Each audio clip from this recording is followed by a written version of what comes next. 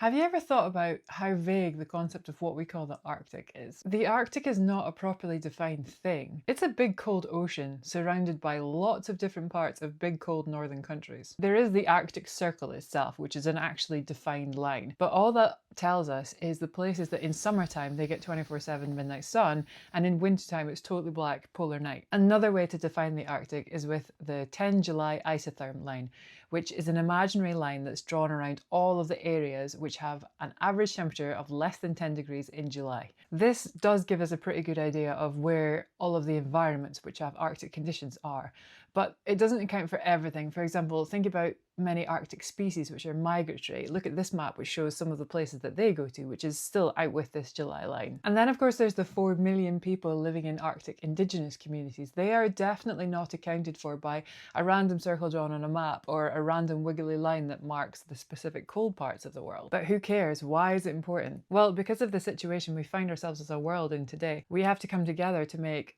agreements, rules, policies, and decide how we're going to protect these places. And the task is not made any easier by how undefinable the concept of the Arctic actually is.